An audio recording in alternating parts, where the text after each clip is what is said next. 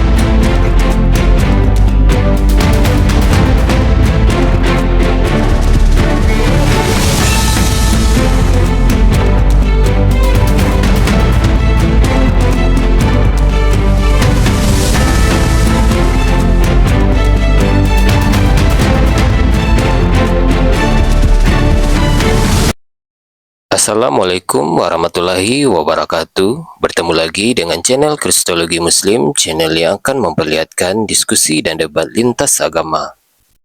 Pada kesempatan hari ini, semoga kita semua dalam keadaan sehat walafiat, selalu diberikan kesehatan, dan segala macam urusan dilapangkan, dipermudahkan, dan dilancarkan seperti apa yang diharapkan, dan juga diberikan segala kecukupan ekonomi, rezeki yang berlimpah yang tidak pernah habisnya dari Allah Subhanahu wa Ta'ala.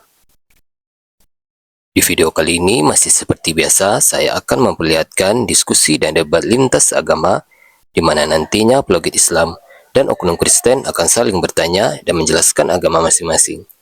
Yang mana kita akan bisa menilai mana agama yang benar-benar bisa diterima dan dipahami secara akal pikiran manusia yang berakal. Di video ini juga kita akan melihat diskusi dan debat Uniripa dan apologet Islam lain dengan beberapa oknum Kristen yang mana kita bisa mendapatkan ilmu dan pengetahuan tentang ajaran Islam dan ajaran Kristen. Dan bagaimana berjalannya diskusi ini, apakah akan berjalan tenang dan santun atau malah sebaliknya memanas, di mana biasanya oknum Kristen jika tidak sanggup menjawab pertanyaan dan juga tidak terima ajaran dan isi kitabnya dibahas, mereka akan emosi dan marah, bahkan sampai menghujat pribadi atau ajaran. Nah, daripada penasaran dengan diskusi dan debat ini, mari kita simak saja videonya sekarang. Kalau Bang Baal ya. Ya saya ini heran Bu, ini padahal kalau diskusi ini santai-santai aja kan gitu, tak perlu menghujat gitu ya. Tapi kenapa ya ciri-ciri mereka ini suka menghujat gitu loh? Tidak semua ya, tapi ada ciri khasnya mereka. Tapi maaf ya, kalau Katolik ini kok lebih rendah hati ya kelihatannya. Ada sih, tapi itu secara umum dia tidak gitu Katolik ini. Kenapa ya? Bagus dia kalau Katolik kalau saya udah bingung diskusi. Bang, yang paling banyak itu dari suku tertentu, dari denom tertentu, bahkan tuh kayak mereka tuh kayak kompak gitu loh. Dari tadi tuh dari suku yang sama terus, sukunya sama, denomnya sama. Nggak ngerti kenapa mereka begitu. Apakah mereka itu si Rudy Yohanes kan pernah bilang tuh mereka tuh memang mencari suku tersebut untuk diajak keluar dari negara kita untuk dibiaya menghujat gitu. Ternyata tervalidasi benar ternyata. Ngeri kali ya. Ini negara kita kalau ndak turut campur nih chaos nanti Indonesia nih. Kenapa? Ya kalau saya hanya bisa mengcounter dengan argumen karena mereka memerangi dengan argumen. Yang saya khawatir nanti orang Islam yang nggak sabar nanti habis orang-orang ini nanti nih. Saya takut orang Islam jangan sampai kalian ke-trigger melakukan tindakan-tindakan yang brutal ya. Kenapa? Karena memang siapapun sakit hati. Dia bilang Allah begini, itu luar biasa. Rasmi tadi paling telak. dia mengatakan, aduh, naudzubillah min dzalik, mengulangi kembali saya tidak sanggup saya. Dan itu ada di video saya. Kalau kalian mau barang bukti, cek di video saya. Ya, nanti saya akan potong video itu untuk saya up agar kalian tahu betapa penistaan yang mereka lakukan itu mereka sengaja, walaupun kita tidak ngajak mereka bahas tentang agama. Nah, kalau misalkannya kita yang memancing mereka, bisa jadi kita salah teman-teman. Tapi dari tadi tuh saya bilang, kalian itu awam jangan bertanya saja, jangan menjelaskan. Tapi mereka tidak mau melakukan hal itu. Mereka ingin menghujat agama kita terang-terangan. Nggak ngerti. Ya, ciri-cirinya kok itu juga ya, dari suku tertentu, dan denomnya itu juga ini unik. Iya, denomnya sama. Kenapa ya mereka ini punya ciri seperti itu? Nggak ngerti ada apa. Ini Om Gigi monitor. Uni sampai ngantuk, kasih ya. Ya, ini udah jam 1:47 di sini. Tapi alhamdulillah aku udah selesai kuliah. Ini Bang Ray, Bang Uni. Silakan Bang Ray, selamat malam, pagi. Bang Ray. Ini. Bang Ray. Oh, sama Uni mungkin ya, siapanya Uni, sama saya ini nggak mau dia. Silakan Uni. Halo Ray. Lucu mereka ini ya. Mereka bertanya, harusnya kita kan yang kesulitan kan. Harusnya kalau kayak gini loh Bang, harusnya kan kita yang kejam-kejam ngamuk-ngamuk, karena kita yang ditanya terus kan, nggak ada sebaliknya gitu loh. Saya belum bertanya satupun kepada mereka. Kalau seandainya saya bertanya satupun kepada mereka, hancur lebur mereka ini, serius. Hancur lebur mereka ini. Tapi saya mau kita tuh lebih prioritaskan menyampaikan Islam. Saya pengen dimanapun saya berada, saya lebih memprioritaskan menjelaskan Islam. Tapi kalau mereka mulai berpolemik, saya akan mengkomparasi gitu loh. Dan komparasi saya itu tidak pernah fitnah, data semua itu.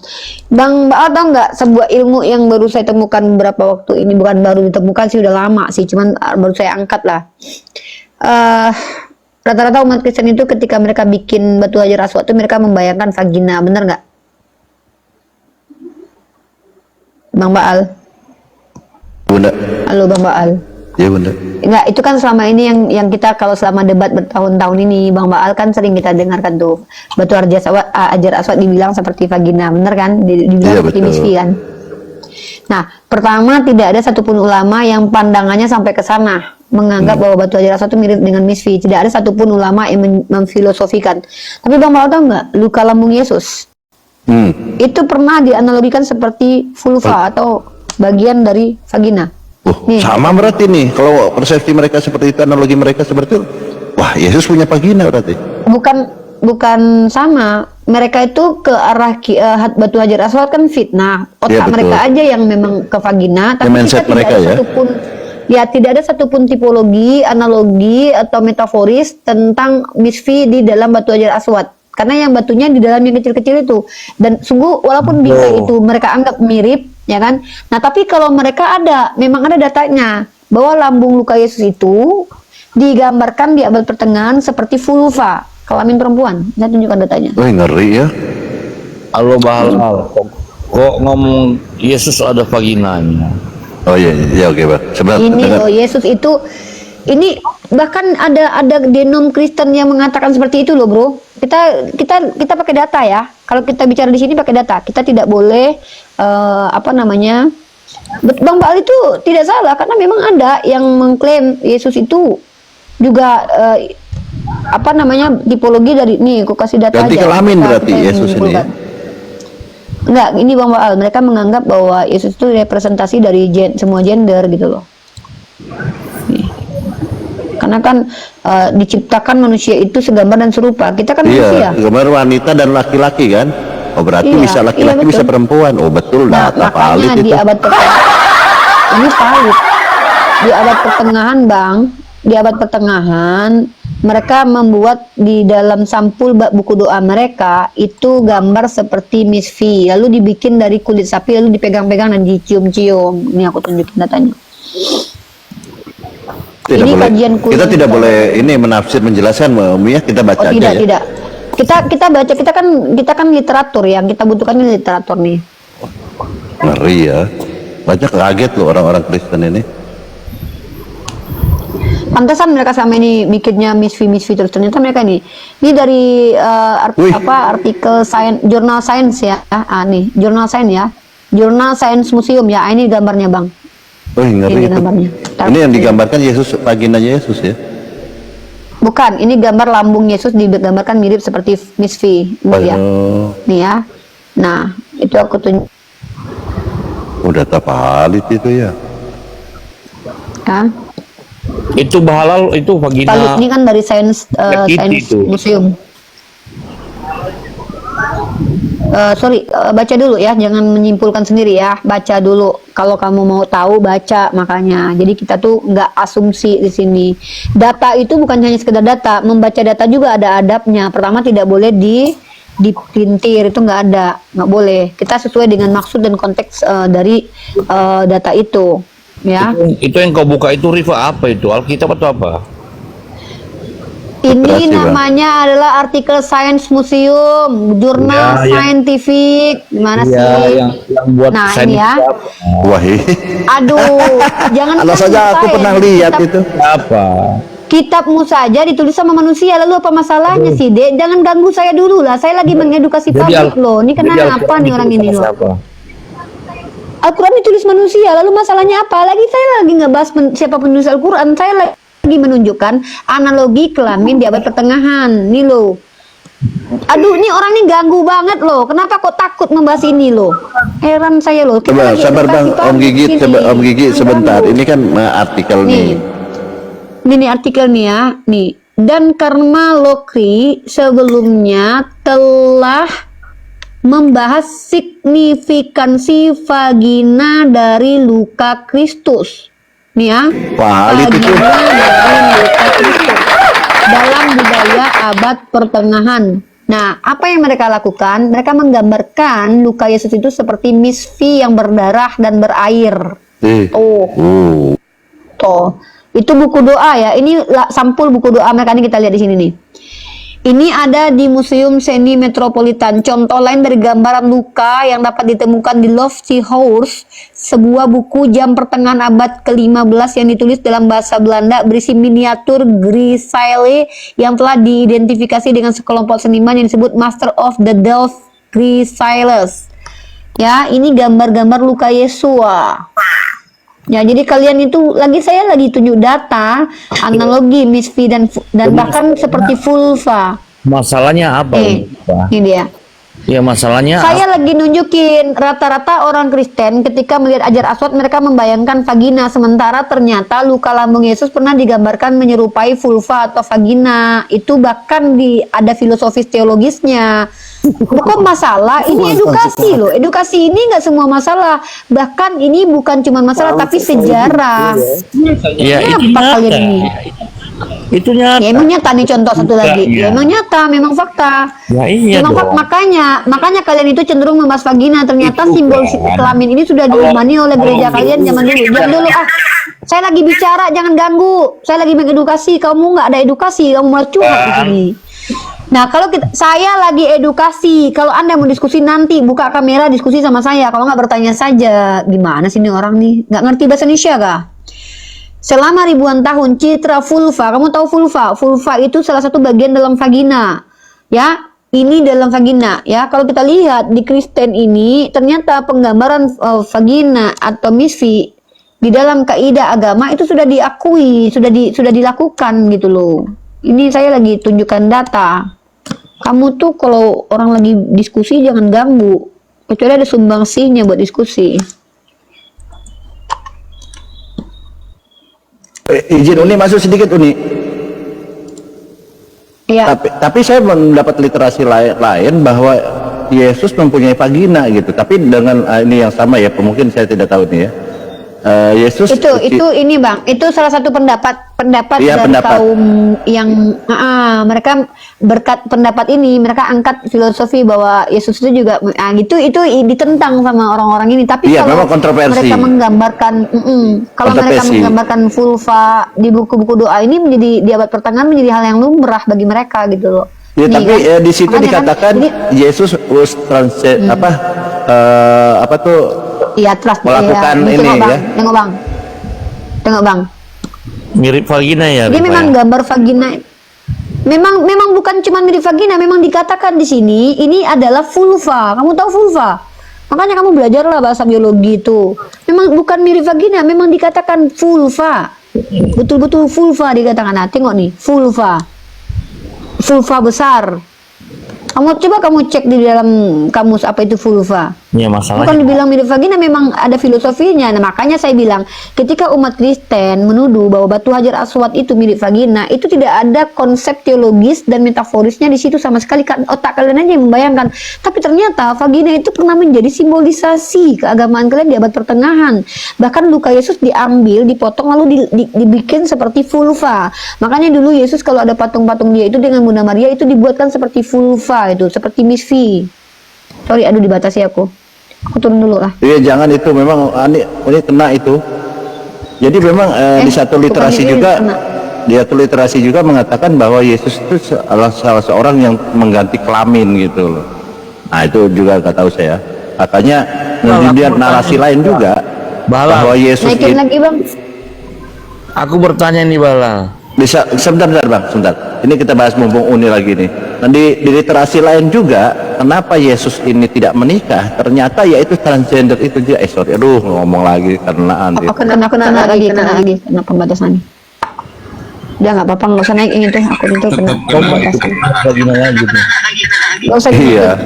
Jadi Yesus itu kenapa tidak menikah? Karena yaitu dia telah melakukan mengganti kelaminnya itu tadi itu.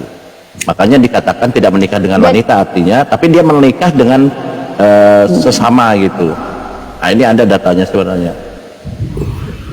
Nah itu kalau mereka merujuk kepada Matius 19:12 bahwa di sana Yesus dikebiri. Nah dikebiri akhirnya di Markus ini ada penjelasan juga di sana bahwa Yesus ini menikahi murid-muridnya gitu loh. Nah ini ngeri juga sebenarnya sih. Tapi itulah yang ini ya, kita tidak boleh menafsir, kita hanya membaca aja. Seperti Uni ini kan hanya membaca aja gitu loh. Memang Saya bukan cuma membaca bang, saya juga menganalisa Betul. begini ya. Saya kan seorang mahasiswi. Nah, saya diajarkan cara menganalisa. Menganalisa itu kita bukan hanya sekedar membaca saja, ya. Karena saya bukan lagi siswa, tapi saya mahasiswi. Nah, saya diajarkan untuk menganalisis. Nah, analisis yang saya berikan adalah, ya bentar lagi saya bukan ini lagi, ya maksudnya sudah selesai. Artinya ketika kita mendapatkan pernyataan-pernyataan dari kaum Kristen selama ini, mereka itu selalu membawa foto-foto Hajar Aswad lalu di situ. Mungkin saya dulu berpikir bahwa kenapa ya mereka cenderung seperti itu ya, padahal tidak pernah satupun scholar dan ulama kita mensimbolisasikan Miss V dalam teologi kita. Nah, ketika saya kan mencari tahu tuh bagaimana pandangan sudut pandang kekristenan selama berabad-abad. Ternyata ada salah satu bahkan namanya Methodius. Methodius itu salah satu santo di Kristen. Bahkan si Methodius ini menyamakan hubungan Yesus dengan jemaat itu sama seperti orgasmenya laki-laki. Memang arah pemikiran filosofi di Kristen itu, makanya ada bahasa-bahasa kayak hubungan intim dengan Tuhan. Coba kalian dengarkan jamah-jamah, itu kan bahasa-bahasa vulgar sebenarnya. Jamah-jamah, hubungan gitu intim. Ya, istri Tuhan istri gitu. Tuhan. Kenapa seperti itu? Panggil suamiku. Dalam kitab sama Tuhan panggil suamiku. Lama itu panggil suamiku gitu. Dan itu faktanya. Dan itu bukan, kalau orang Kristen merasa terganggu dengan itu, justru lucu. Bukankah itu ada di dalam kitab kalian? Gitu. Kalau mau kupas lagi Matius 19:12, Uni itu di situ dikatakan bahwa Yesus itu dikebiri, ya, dikebiri. Itu nanti dikupas malah tertulian itu secara harfiah itu menjelaskan bahwa Yesus itu seorang sidak-sidak, orang kasim yang dikebiri gitu loh. Nah, filosofi dari kebiri yang di dalam keyahudian ini berbeda dengan kebiri yang terjadi di negara-negara Cina umumnya kan, hanya diangkat buah testisnya aja. Nah, kebiri dalam filosofi Yahudi ini buah jakar dengan penisnya itu dipotong dua-duanya, potong dua-duanya. Makanya ada juga yang tadi itu saya baca lagi, kalau begitu pipisnya gimana dong? ya kan, kalau di penis buah jakarnya. Ternyata tadi itu merujuk ke sana, bahwa Yesus itu melakukan pergantian dari Itu merubah spekulasi kelaminnya. beberapa. Tapi Ada namanya salah satu ini batu komunitas Hajar Aswad ini kan mirip vagina juga. untuk melegalkan. Ini mirip-mirip vagina juga batu Hajar. Nah, itu aku jawab. Kenapa Apakah kalian ini itu? Kenapa melambangkan kalian kalau melihat sesuatu? Rifa, saya ngomong dulu dari tadi pun kamu Aku ngomong. sudah jawab itu. Gini loh. Dari tadi itu yang kujadikan masalah. Kenapa orang Kristen kalau lihat batu Hajar Aswad membayangkan vagina? Karena ternyata, bentar dulu. Aduh kau nih. Aku di sini udah bilang dari tadi loh. Kalau kalian tuh awam, kalian tuh tidak Iya, berhak Pak. menjelaskan. Dari tadi kamu ngomong loh. Kecuali kalian punya Kamu data. ngomong. Loh, karena saya narasumbernya. Kan Nah, saya jadi narasumber kapan- di sini. kapan Kau di sini kan ngomong? tamu. Nggak bisa kalau kau itu adalah seorang yang tidak mengerti. Kecuali kamu di sini boleh bertanya saja kok. Ini Uni Kalian di sini Rifa. tugasnya bertanya saja. Itu batu Hajar Aswad itu melambangkan vagina. Karena Nabi Muhammad hobi vagina, gitu loh. Nah, teman-teman sudah 4 orang teman-teman ya. Memang Kristen ini memang biadab kalau naik komunitas Islam. 1 si Rasmi tua, kedua si Petra, ketiga si Daud tadi. Sekarang nambah lagi ini orang. Coba, yang doyan vagina itu coba kau tunjukkan nabiku doyan vagina. Setahu aku yang doyan vagina justru Tuhan Daud. Ini kutunjukkan. Bahkan Martin Luther mengatakan Tuhan kau berzina 3 kali. Jadi jangan Vagina tuduh itu udah agamaku. jelas kan Nabi Ya, Muhammad. aku tunjukkan ya. Ya, tolong Bang Ustadz Arif, aku nggak bisa commute. Aku pengen tunjukkan data kalau Tuhannya yang dituduh melakukan hubungan seksual berzina 3 kali menurut Martin Luther ya. Saya nggak mau pakai asumsi ya. Mereka yang menuduh teman-teman ya dan tidak ada data. Nah, ini teman-teman ya, perhatikan baik-baik ya. Menurut teman-teman tolong diaturlah teman-teman, kita bukan membiarkan penghujat berada di sini, cuman kita tunjukin kalau memang rata-rata mereka penghujat. Mungkin Roh Kudus menghujat Nabi Muhammad. siapa yang bisa ini di sini? Tolong, saya nggak bisa satu-satu nih. Diam dulu kau ya. Aku pengen tunjukkan sama Kristen-Kristen seluruh alam semesta bahwa mereka memang penghujat, mereka memang biadab, mereka ini playing victim, mereka yang kurang ajar. Tengok, kau tengok di sini ya. Arnold Lon menulis bahwa Tuhan Gau dalam Tibetnya itu, Table Talk-nya, Wemer menyetir satu nukilan dari Table Talk di mana Martin Luther menyatakan bahwa Kristus berzina 3 kali. Pertama dengan perempuan di sumur, kedua dengan Maria Magdalena, baru ini dikatakan doyan vagina. Berarti itu Martin Luther Tritunggal Nih, itu. Martin Luther. Dan Martin Luther itu pendiri gereja Protestan. Wih, Dan ngeri ketiga juga dengan ya. perempuan yang diambil dari perzinaan. Itu satu. Nah, Tuhan Bapak kayak mana? Tuhan Bapak doyan vagina nggak? Nah, ini bukti Tuhan Bapak doyan vagina ya. Kalau kita bicara pakai data, Bro, ketika kau tuduh nabiku doyan vagina, kau tahu nggak? Sayyidah Aisyah mengatakan, Muhammad itu. iya, kau turun nabi kan begitu. Ntar aku turun dulu, ntar ya. Teman-teman turunkan aja binatang ini anak anjing ini, turunkan anak anjing ini. Anak anjing ini nggak ada hak di sini. Berani, Turun kan? anak anjing pemakan babi ini turun. Anak anjing pemakan babi turun ya. Memang rata-rata emang anak anjing rata-rata mereka semua. Aku turun dulu, bentar. Aku naik lagi. Luar biasa yang doyan vagina ini sebenarnya Yesus, cuman kenapa nggak diceritakan dalam Bible, disembunyikan gitu ya? Saya juga heran gitu. Karena memang di Bible sendiri dikatakan memang Yesus ini dipahami ya kita. Itu jadi seperti vagina itu gimana sih? Apa itu? Jadi ini maaf, ada literasi mengatakan bahwa Yesus ini tidak punya buah jakar dengan penisnya bang, dipotong. Nah kemudian bagaimana kalau penis dengan buah jakarnya dipotong? Ini kan literasi ya.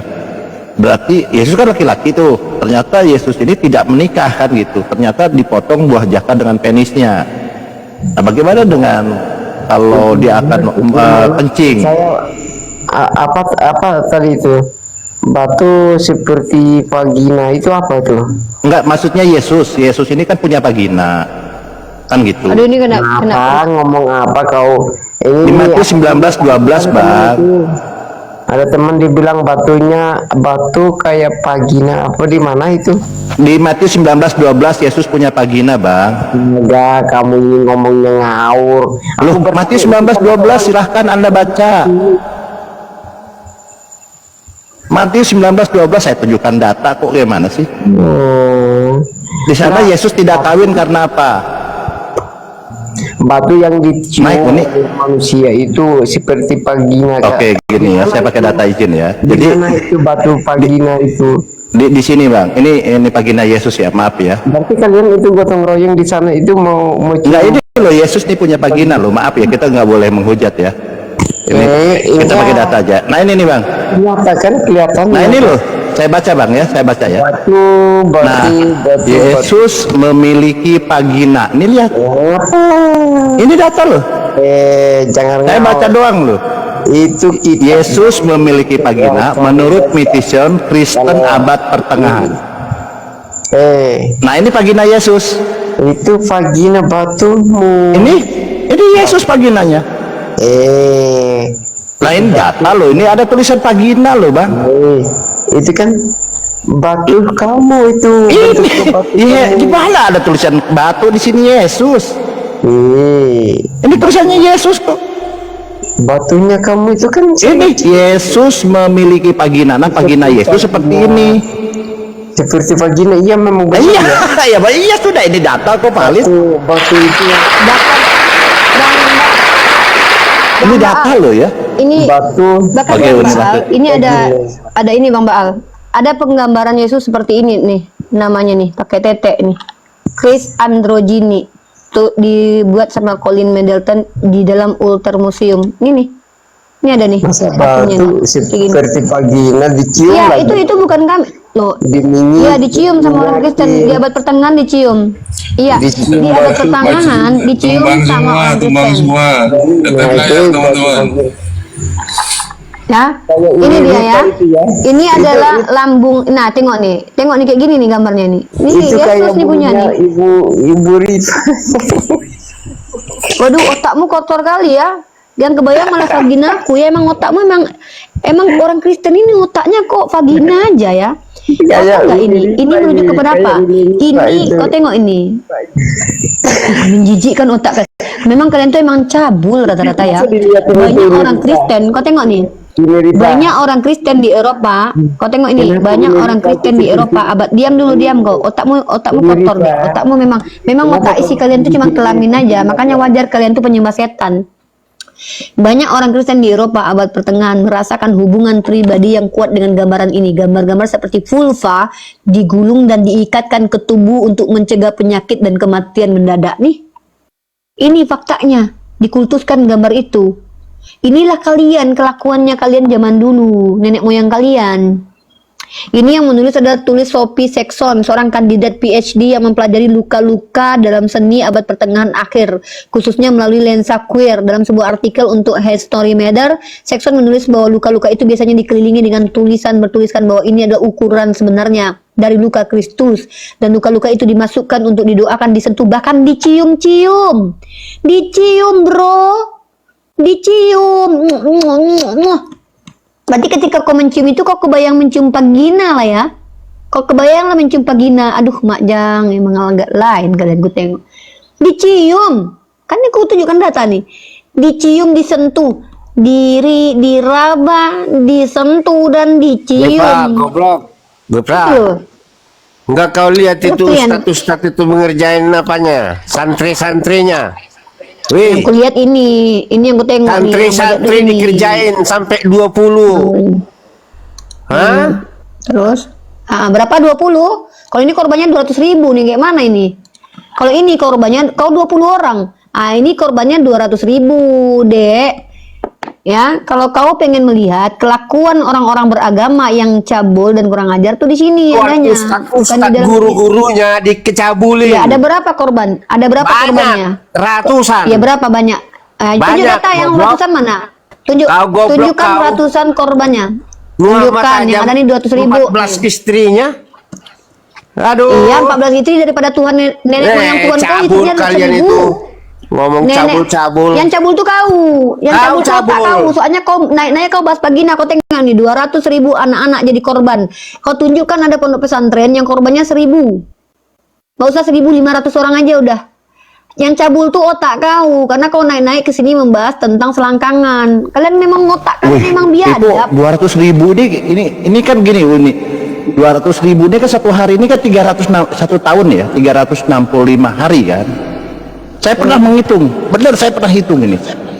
Ini bukan oknum saya bilang, ini adalah struktur, sistem yang memang dilakukan gitu, dengan sistem gitu kan. Karena 200.000 ini satu tempat kan itu, kalau nggak tidak salah satu tempat 200.000 itu di Perancis atau di mana saya Iya, tahu. dari tahun ke tahun, Bang. Nah, berarti itu satu tahun itu kan 365 hari Uni. Berarti kan cuma 365 oknum korban lah mestinya kalau satu tahun ya, kalau satu tahun satu hari satu. Loh kok ribuan ini kan dilakukan oleh ratusan pendeta dong seharusnya ini. Iya, berjamaah, Bang. Berjamaah, Mbak. Berarti Makanya- ini memang pengajaran saya bilang. Saya sampai campur, menyimpulkan Bang. pengajaran ini saya Memang bilang bukan pengajaran. oknum. Kalau oknum itu yang melakukannya sedikit. Ini di setiap negara mereka tuh korbannya ratusan, Bang. Di Indonesia pun Portugal. itu hampir tiap kota ada loh. Ngeri saya bilang. Saya sampai Iya. belajar dari Bahkan betul. saya belajar Iya. dari Surabaya, Kediri, Medan semua. Kok hampir rata-rata di Indonesia ada. Lalu ke luar negeri, wah ini ajaran saya bilang. Kalau ini bukan oknum saya bilang. Sistem sih. Di sistem Bahkan ini. PBB itu nggak ngurusin pesantren, Bang. PBB itu ngurusin tentang pelecehan terhadap anak-anak. Wih, Ini PBB langsung ditangani langsung. Bahkan yang lebih parah, Bang, di antara mereka penerima Rita. Nobel, Halo, penerima Nobel, Rita. diam. Ini cabul di otaknya. Kau suka vagina, aku tengok jijik aku jijik dengan orang-orang cabul naik ke sini. Selamat malam. Satu PBB. Ya, malam bentar ya Pak ya. Saya lagi menunjukkan data, jangan diganggu dulu ya. Nah, bahkan Bang Baal, kan ini kan PBB ikut campur nih, dan paling parah itu ini Bang, orang yang sudah terima Nobel, Uskup Belo Bang.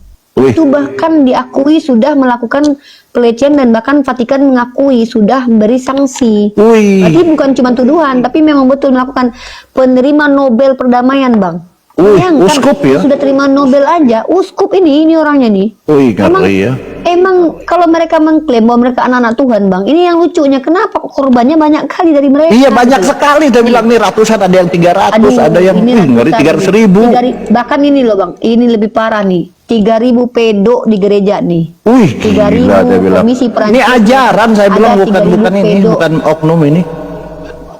Iya 3.000 sekarang 3.000 ya 3.000 orang. ini 3.000 ini satu tahun kan 365 hari, ini 3.000 berapa? Oh ini dilakukan oleh beberapa pendeta dia bilang ini, ratusan pendeta dia bilang. Bang, ini ya, mari kita lihat ya Bang ya.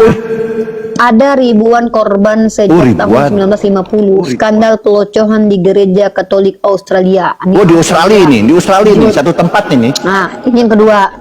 Kasus pedo masif terungkap di Amerika Serikat Oh, di Amerika pada lagi. Juni 2002, padahal kejahatan ini telah berlangsung sejak tahun 1970. Wah ini memang Lanjut ajaran, lagi. ini saya bisa menyimpulkan ajaran ini. Tahun 2004 muncul foto-foto sejumlah pendeta yang menciumi dan meraba-raba tubuh siswa sekolah pastor di Austria. Tadi kita dari Belanda, Australia, sekarang kita ke Austria sekarang. Pindah lagi kita Bang.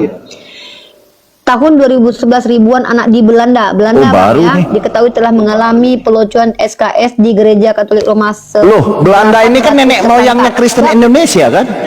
Iya, Bang, 800 orang Wih. ini tersangka loh, Bang. Korbannya gimana coba?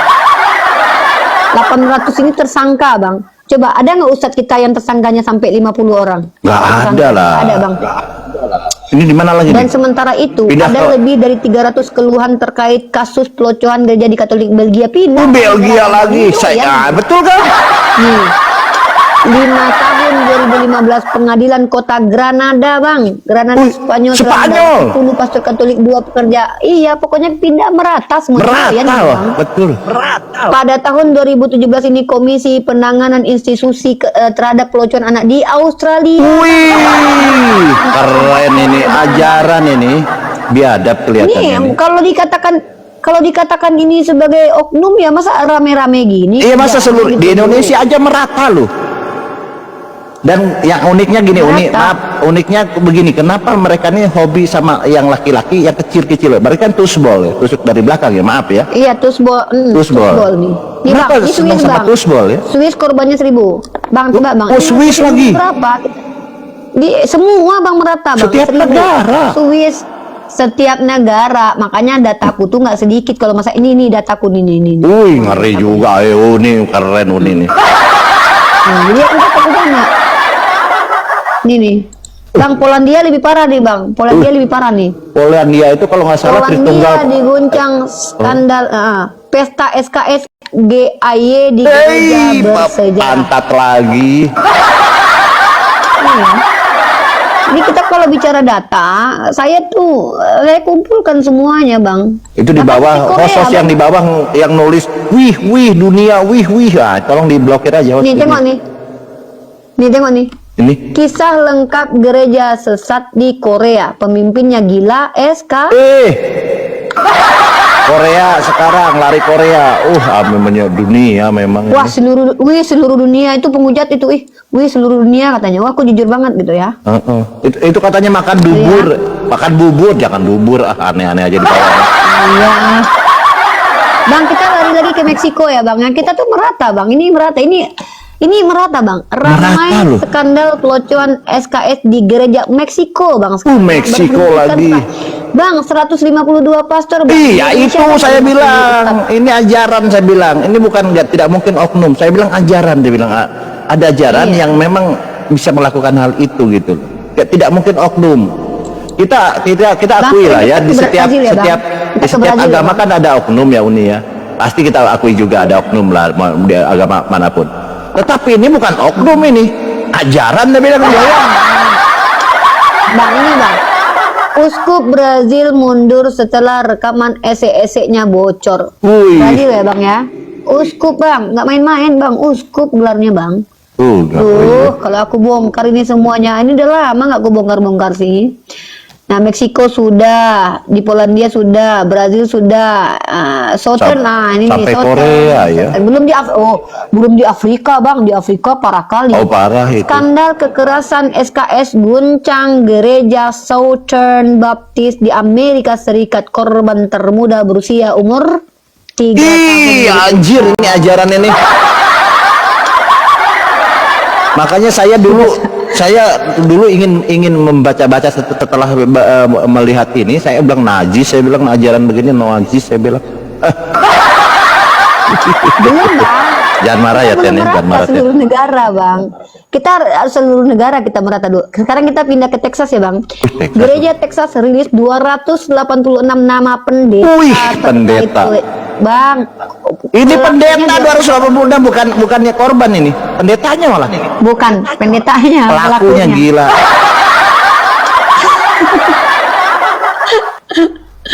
Ngeri ya, gila ini ajaran ini ya Allah. Ya, ngeri bener ini ajaran. Nggak mungkin ini lah. Ratusan pastor di Ngeri ini, ya Allah ya. Amerika Bang. Jadi kita lengkap Bang. Kita jalan-jalan ke seluruh dunia. Aku ajak kalian jalan-jalan. Nih. Banyak data datanya itu. valid Nah, ini, Jerman, valid Bang. ini. Tadi Jerman belum kan Bang? Ini valid lah, ini BBC ini. Pastor-pastor di Jerman locokkan ribuan anak selama puluhan tahun. Wih, Main doyan ini, puluhan tahun digarap. Padahal Jerman itu kan awalnya Digarap, Protestan Bang, itu. digarap. Protestan. Iya, Iya, Protestan. Protestan. Iya betul, dari situ awalnya kan. Wih, ngeri juga ya. Ngeri ini ajaran ya teman-teman ya, tolonglah jangan mengikuti yang seperti orang-orang seperti itu ya, ngeri lah ya. Makanya saya pernah menyarankan ibu-ibu, saya pernah menyarankan kepada ibu-ibu jemaat ya, saya bilang ya Bang, ibu-ibu tahu nggak kumpul kebo Bang? Bang, kumpul kebo terbanyak di Indonesia di mana tahu? di Sulut kalau nggak salah. Kumpul kebo makin banyak di RI, ini wilayah paling banyak. Mau tahu daerah mana? Coba paling timur. Mengutip laporan The Conversation, salah satu, nah ini ya, nih kita lihat daerah paling banyak nih, bentar ini. Daerah basis Kristen lah pastilah. Udah begitu. Di Indonesia, studi pada tahun 2021 berjudul The Untold Story of Cohabitation mengungkapkan bahwa kumpul kebo lebih banyak terjadi di Indonesia bagian timur yang mayoritas penduduknya non-Muslim. Wih, Dari dalam riset Universitas Nasional Green, Yulinda Nurul Eni, setidaknya ada 3 alasan mengapa pasangan di Manado yang merupakan lokasi penelitian memilih untuk kumpul kebo. Apa alasan satunya tuh enggak? Karena prosedur perceraian yang terlalu rumit. Jadi mereka tuh nggak boleh cerai. Jadi ya udah kumpul kebo aja dulu. Masya Allah. Nggak boleh cerai. Itulah kenapa perceraian itu memang dilarang agar mudah jadi kumpul kebo gitu. Dibulak balik kan mereka ini. Jadi lebih baik kumpul kebo aja gitu kan. Tidak dipikirkan dampaknya kenapa tidak cerai ya. Habis mereka bang. Abang tahu kejahatan kaum Kristen sepanjang sejarah? Aduh. Wah ngeri itu. Aku lagi gali. Aku gali itu dan aku datanya lengkap semua sama aku. Itu yang zaman inkuisisi dan lain-lain itu. Bukan cuma itu udah basi kalau itu Sejarah kegelapan data-data itu bukan? baru. Lain Bang, lagi. kalau sama aku tuh data-data yang jarang dibongkar-bongkar orang, Bang. Wih Bahkan data-data yang ngeri ini memang pantas ditakuti oleh Karena pendeta-pendeta pastor ini keren ini wih. Nah, Ya teman-teman Abang tahu Kristen nggak, kalau mau kemarin diskusi itu- dengan Uni silakan ya. Nih, ini kemarin yang baru terjadi sekitar tahun 2024 ya. Baru, ini wih. tahun 2024. Puluhan gereja di Kanada terbakar setelah temuan kuburan massal anak-anak Indian. Wih. Ini tahun jadi dan tahu nggak, anak-anak Indian itu ditemukan di mana? Di sebuah camp yang mereka dipaksa untuk masuk Kristen. Wih. Disebut dengan asimilasi paksa. Oh. Kenapa Paus itu minta maaf di Kanada tahun 2022? Itu kejahatan mereka. Wih ngeri ya. Nih, Memang saya tunjukin mereka nih. tuh kalau udah mayoritas ini jahat ya kelihatannya ya. Nih asimilasi paksa mereka nih. Ketika asimilasi paksa hancurkan masa depan suku Indian, Paus Wih. Fransiskus meminta maaf. Wih ngeri ya mana. Ya. Dibunuh terus dimasuk digali kuburan massal gitu ya. Wah ngeri Ketemu. juga. Jadi ketahuannya setelah dibongkar gitu loh. Jadi kalau nggak ketahuan tuh dia nggak minta maaf. Setelah heboh, banyak yang ngamuk, banyak yang bakar gereja, makanya dia minta maaf tahun 2022. Oh baru-baru ini Karena ya. tahun 2022 minta maaf si uskupnya gitu loh nih. Jadi gerejanya dibongkar, di bawah gereja itu ternyata ada kuburan massal gitu maksudnya. Iya kayak gitu. Ini Ngeri memang terbongkar dia selama memang ini. jahat ya udah melakukan gitu ditutup-tutupi lagi. Baru mengajarkan ditutupi. ajaran kasih ya. Ditutupi, ya. Baru Ya, bicara ajaran mengajarkan kasih kata ya. Ajaran kasih kata ya. Nah, Biadab memang ya. memfitnah ya. Kita tuh menuntut. Jangan-jangan buka kita mata jangan kalian. menghujat ya. Pertama Memang ini, biadab ya. Ya, Wih. nggak boleh. Emang biadab, tapi kita nggak boleh menghujat ya. Ya nggak boleh menghujat, Ya. memang biadab ya mereka itu. Di sini nggak boleh menghujat, emang biadab aja emang. Tapi ini memang biadab, ini anak kecil dia apain begini, masa anak kecil nggak salah apa-apa dibunuh. Kok Kan anak jahat kecil banget, gitu? ya. Kenapa anak kecil? Apa Penemuan, dosanya anak kecil ya? Penemuan, makanya jadi korban. Ada bang dalam kitab Yesaya pasal 21 ayat 14, anak kecil itu dibunuh karena dosa nenek moyangnya bang. Itu terjadi, coba. Di perjanjian baru juga kan ada Puluhan Yesus tahun membunuh dah, apa anak mereka kecil itu kan? penyintas sekolah asrama Indian ada. Ada, tapi nggak tahu kalau perjanjian baru. Ini perjanjian lama yang aku tahu. Ada perjanjian Indian baru aja. camp belum 3 tahun. Ya, ini bang. 3 tahun dikuburkan di halaman sekolah tersebut mengkristalkan kesedihan yang mereka tanggung sepanjang hidup. Nih, ini bukti anak kecil itu dimasukkan di sekolah yang dikelola oleh gereja Katolik, lalu mereka dipaksa untuk menjadi Kristen. Ini dia. Nah, jadi akhir pekan lalu dengan bantuan spesialis radar penembus tanah, kebenaran pahit dari temuan awal terungkap konfirmasi jenazah 215 anak yang merupakan siswa sekolah asrama Indian Kamloops, kata Kepala Rosani Kasimir dari komunitas Kamloops Deskwi Pems. Sejauh pengetahuan kami, anak-anak yang hilang ini adalah kematian yang tidak terdokumentasi. Jadi anak-anak itu tidak terdokumentasi, Bang, diculik dari rumahnya. Wih. Dan ini yang menjaga ini adalah gereja. Yang memiliki otoritas tentang itu tuh gereja. Saya lihat lagi nih data-data nih ya. Nih, tahu nggak Vatikan itu negara bagaimana bang? Vatikan ini muncul karena si pausnya bekerja sama dengan salah satu presiden yang diktator, yaitu Benito Mussolini. Tahu nggak? Di Vatikan ini fakta yang terungkap adalah satu, negaranya paling kecil.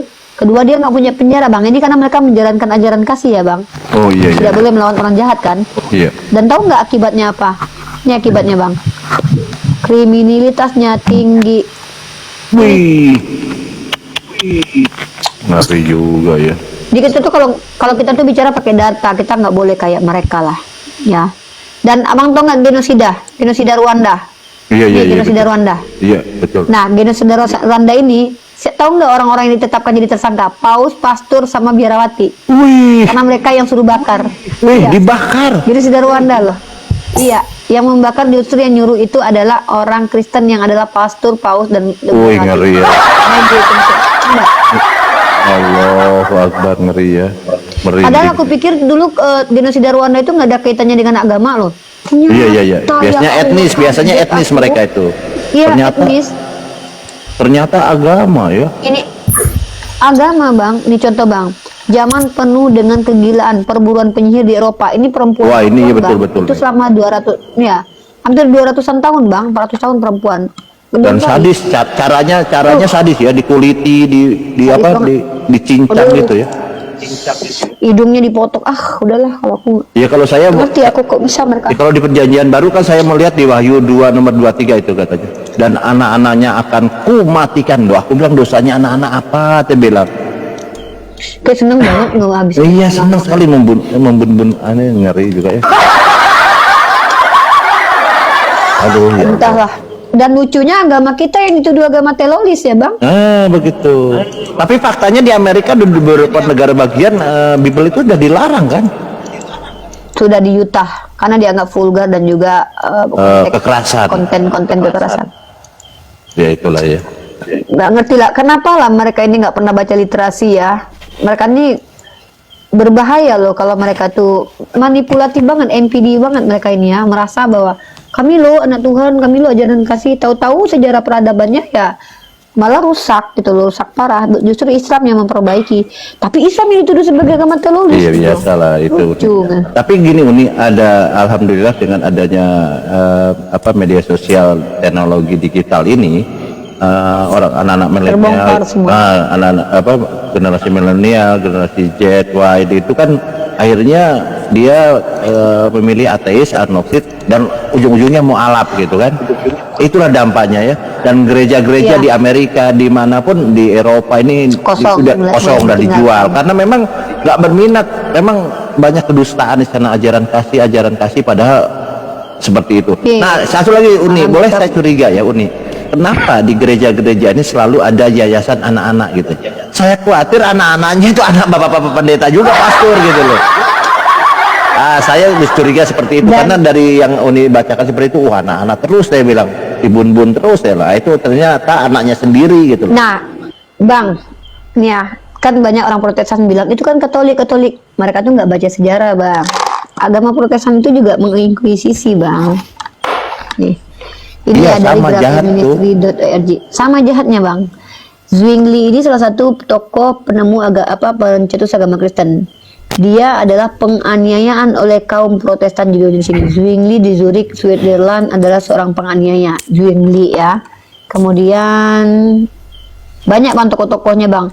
Aduh kalau aku ceritakan satu-satu ini orang-orang ini, nanti aku bikinkan filmnya ceritanya terus bahkan si John Calvin juga bang. Ya bentar ya bro. Oh ya satu lagi nih bang. Ada yang kisah yang tragis banget ya. Jadi ada seorang wanita, dia tuh terkenal namanya sekarang bang, dan aku udah bikin artikelnya di Mesia itu. Dia itu kan telinganya peka bang. Dia peka karena dia udah tua, dan bahkan dia tuh termasuk religius di Kristen gitu. Dia dianggap orang yang sering ke gereja. Tahu nggak bang? Dia waktu diputuskan jadi penyihir, itu gara-gara dia tuh salah mendengarkan perkataan. Pokoknya waktu zaman kegelapan itu di Eropa itu, asal dituduh saja sama orang yang menuduh, itu udah dibakar hidup-hidup. Iya betul. Dibakar itu, memang sadis mereka itu. Dibakar. Sorry. Ya silakan kita. Uni nanti tolong di share ya Uni ya, data-data itu valid itu, bahasanya banyak oten-oten botol-botol oten ini tidak paham literasi gitu, bahwa mereka ini ajaran kasih ini hanya untuk menutupi kejahatan-kejahatan mereka gitu, saya lihat seperti itu ya. Sebenarnya mereka ini aku ya ajaran kasih. Bang Baal harus paham ya. Ini Bang Baal tuh harus punya Roh Kudus untuk memahami ini. Ajaran Kristen itu memang ajaran kasih bang, tapi kasihnya itu kepada para penjahat. Contoh, orang yang berbuat jahat jangan dilawan. Yesus datang untuk para pendosa. Yang menjadi Rasul adalah mantan nabi dan seorang penjahat. Dan Yesus mengatakan bahwa kalau tunduklah akan kepada suami akan segala sesuatu. Kau ditampar bolak-balik nggak boleh minta cerai. Dan bahkan kalau tampar pipi kiri kasih kanan. Memang ajaran ini kasih kepada para penjahat, tapi tidak berpihak kepada para korban bang. Contoh, hamba-hamba tidak boleh melawan. 1 Petrus pasal 2 nomor 18 19. Iya, perbudakan itu. Istri-istri tidak boleh melawan walaupun yang dilakukan sama suaminya jahat. Kemudian orang yang marah saja, kalau kita marah bang, misalnya abang bajunya diambil atau istrinya dirampok, abang marah, harus dihukum bang. Barang siapa saudaramu yang marah padamu, hukum. Kalau dia berkata kafir, bawa ke mahkamah agama, berkata jahil, masuk neraka. Tapi kalau orang jahat bang, jangan dilawan. Oh, Jangan mengambil kembali apa yang telah diambil darimu. Jadi kalau ada rampok ngambil rumah abang, jangan diambil lagi. jadi Gitu. kalau bisa kita simpulkan melegalkan kejahatan kalau gitu ya. Kalau aku bukan melegalkan sih. Kalau aku kata-kata kasihnya adalah berdamai dengan kejahatan agama. Oh iya gitu. Artinya silakanlah berbuat jahat nggak masalah gitu. Jadi melegalkan. Silakan Oke, lah, Uni nggak dilanjutkan. Masih surga. Ya, kita sapa saudara kita Kristen ini. Halo. Ya, halo, independen. Dan artinya berarti netral ya. Independen itu kan mandiri ya. Netral kali ya, lebih tepatnya netral lah. Netral berarti Anda tidak beragama. Karena saya nggak ngerti konteks netral dalam beragama itu apa. Kalau ada orang yang netral dalam beragama berarti dia tidak menganut satu agama. Saya sih kalau boleh jujur saya Katolik, tapi saya mengasihi seluruh umat manusia bahkan binatang. Ya, itu artinya bukan agama, bro. Itu adalah human being Anda. Jangankan Anda, orang-orang ateis juga mengklaim hal yang sama dengan Anda. Kita bicara ajaran. Kenapa kita tanya agama Anda apa? Biar kita tahu ketika Anda bicara itu landasan obrolannya apa. Kalau landasan obrolannya adalah hak prerogatif Anda, maka itu tidak menuju kepada agama. Sama seperti saya. Saya juga orangnya gini kok. Itu kan berarti klaim, self-claim. Oke. Jadi kalau kita bicara independen ya, independen itu orangnya mandiri, tidak tergantung kepada orang lain. Independen itu ya tidak dijajah, tidak dikendalikan orang lain. Jadi tidak tepat sebenarnya penggunaannya untuk orang beragama kata independen. Mungkin netral, independen dikatakan netral itu nggak cocok. Netral itu artinya orang yang tidak berpihak ke A, tidak berpihak ke B. Nah, kalau Anda di sini ngaku sebagai Katolik, apakah Anda tidak berpihak kepada agama Katolik, Pak? Oke, secara KTP saya memang Katolik, secara lahir juga Tapi secara orang tua saya, kakek nenek moyang saya sudah Katolik. Tapi saya jujur seperti yang saya bilang di awal, saya mengasihi seluruh umat manusia, terutama Indonesia. Gitu aja sih. Oke, baik. Silakan. Ada yang mau disampaikan di sini? Ada yang mau ditanyakan, Pak? Konteks di sini adalah diskusi lintas agama dengan prioritas umat non-Muslim bertanya tentang agama saya kepada saya. Tapi kalaupun kalian mau menjelaskan agama kalian, it's okay, saya tanggapi tapi nanti. Tapi ketika kalian menghujat dan mengada-ngadakan sesuatu yang tidak tiada, saya itu counternya bukan dengan menghujat balik, tapi dengan data dan literatur seperti itu. Itu saya. Jadi gini, Uniripa dan teman-teman di bawah semua, saya cuma mau bilang begini. Usia kita dalam kehidupan ini kan nggak lama, artinya cuma sebentar.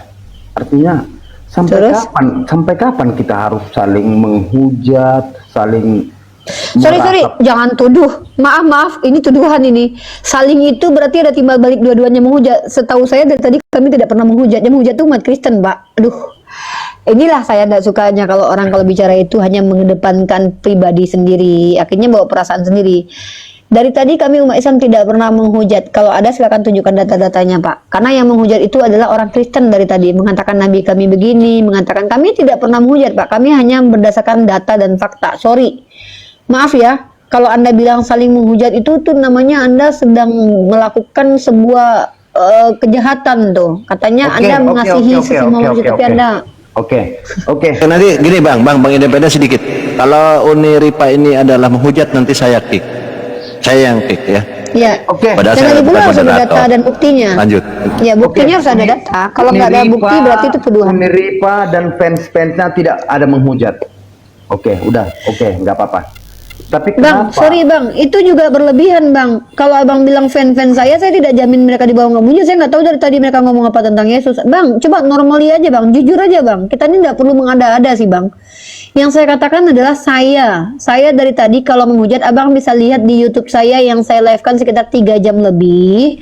Kalau ada bukti-bukti penistaan saya, ambil video itu, bawa ke kantor polisi, laporkan. Sebagaimana Dosma si jabat melaporkan saya dengan tuduhan menista agama ketika saya mengutip perkataan Pak JJ yang mengatakan kelamin seperti 1 batang 2 telur.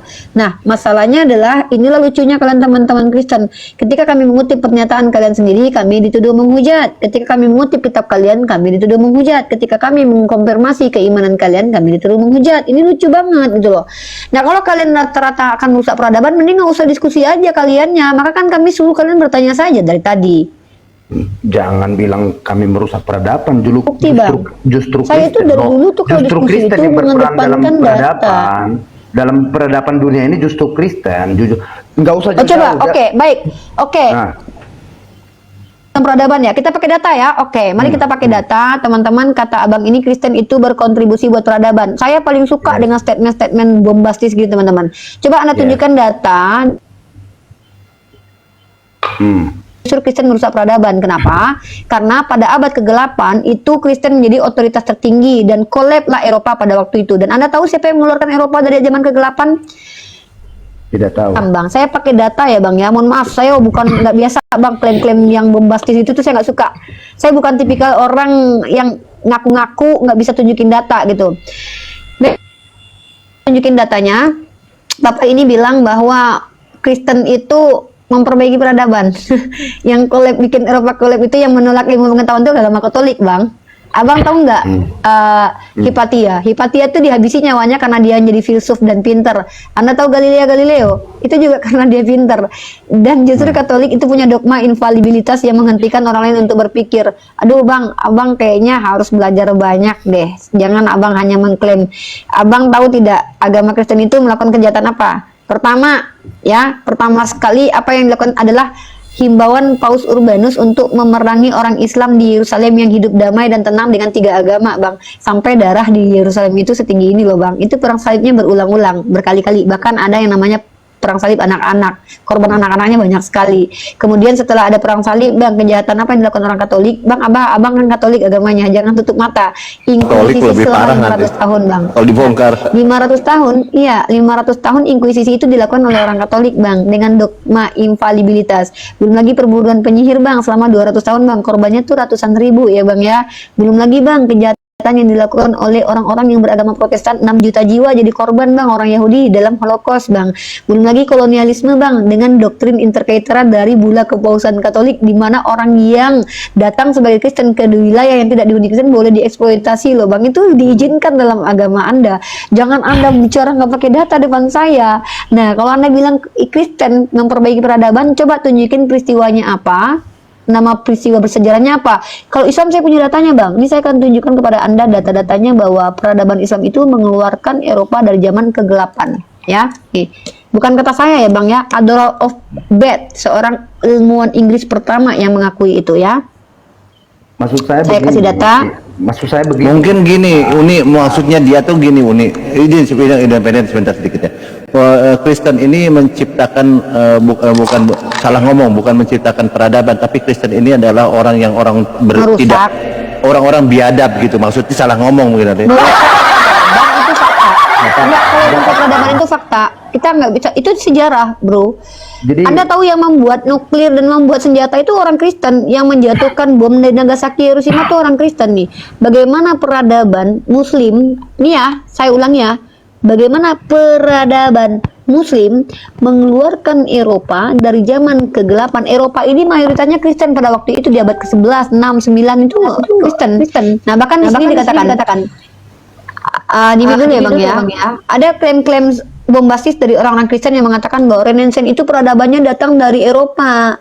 Renaissance itu kurun waktunya 14 sampai 17. Periode ini adalah abad pembaharuan, itu kata mereka. Tapi kenyataannya cerita tentang Renaissance semua hanya mitos. Ada banyak substansi sejarah yang hilang untuk mengabaikan kontribusi peradaban Islam. Renaissance sebenarnya telah dimulai sejak 11 sampai 12 abad 11 sampai 12 dan itu tidak berasal dari Yunani dan Romawi, Bang. Pada tahun 1060 Normandia menaklukkan Sisilia, sementara beberapa waktu kemudian 1085 Reconquista merebut kota Toledo. Baik Sisilia maupun Toledo menjadi pusat di mana budaya Saint dan pembelajaran Muslim mulai menyebar ke seluruh Eropa. Bang, salah bang baca bang. Menciptakan percikan pembelajaran di kalangan orang Kristen Eropa. Ada salah satu A.J. Holymart menulis hal tersebut sebagai kata pengantar dalam buku Richard Russell, The Works of Geber, New Edition. Abang ada bukunya semua nih bang. Selama abad ke-12 dan 13 terjadi kebangkitan ilmiah di Eropa dan para sarjana dari negara-negara Kristen Eropa melakukan perjalanan ke universitas-universitas Muslim di Spanyol bang. Abang tahu Universitas Al-Khawarizmi bang, itu universitas pertama di dunia yang didirikan oleh perempuan muslimah bang. Aduh, abang ini Biasa Uni abang ilmunya tadi luar salah baca biasa deh. Uni. Mungkin gini Uni, Abang salah baca. ini kesalahan mereka ini, maaf ya teman-teman Kristen, kesalahan teman-teman Kristen ini tidak pernah miskin literasi, miskin narasi. Akhirnya kalau ngomong tidak menghujat nyerocos karena miskin literasi. Nah Uni ini kan luar biasa kaya literasi, makanya narasinya lancar kan gitu. Nah yang diajari dalam Kristen ini yang saya tahu dalam semua diskusi hanya Yohanes 1 aja, pada mulanya terus gak pernah berakhir. Nah, ini yang bahayanya ini. Makanya saya sarankan belajarlah, kalau nggak belajar sama saya gitu, sama Uni gitu sebagai guru besar saya. Belajar Silakan sama Uni. saya kan gratis. Saya kan sudah bilang, saya ini bunda gembala. Hak Anda tuh cuma dua, Pak. Anda boleh bertanya saja kalau awam, dan Anda boleh menjelaskan dan memberikan edukasi kalau Anda kompeten. Ciri-ciri orang kompeten itu pertama dia tidak segan menunjukkan siapa dirinya dan menyebutkan dia ahli sebagai apa.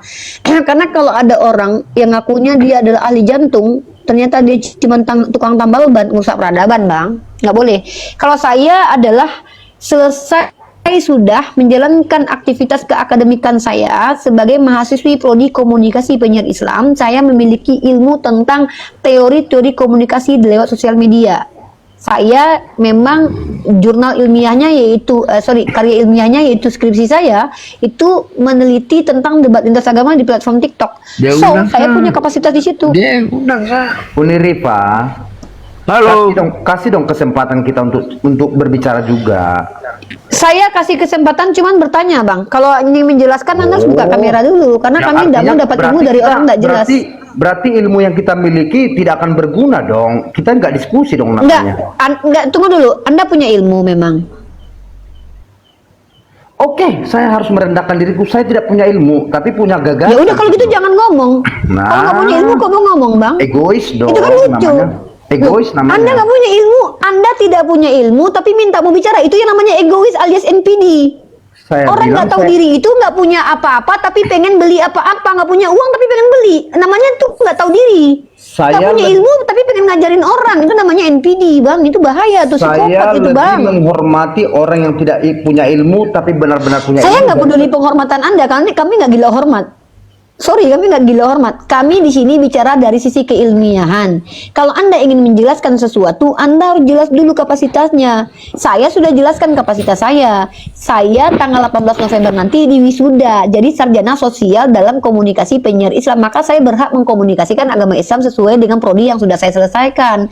Nah, Anda mau menjelaskan apa? Saya juga belajar sosiologi secara autodidak kepada ahlinya. Secara autodidak aja saya kepada ahlinya loh. Anda tahu saya juga belajar filologi dan bahkan guru-guru saya itu ya secara autodidak itu bukan main-main bang, profesor dan doktor. Dan Anda tahu tidak, afiliasi saya ini tidak main-main. Afiliasi saya ini ke MUI bang. Artinya saya tuh kalau tanya apa-apa tuh ke MUI bang. Ini nggak main-main bang saya. Kalau mau main-main bang, ini saya buka Rumpargo. Di sini kita edukasi publik dan berbicara tentang edukasi publik terus ada data dan literatur. Lah kalau Anda nggak punya ilmu tuh mau ngomong apa Anda? Kita dengerin orang nggak berilmu di sini. Lah kita tolol dan kita.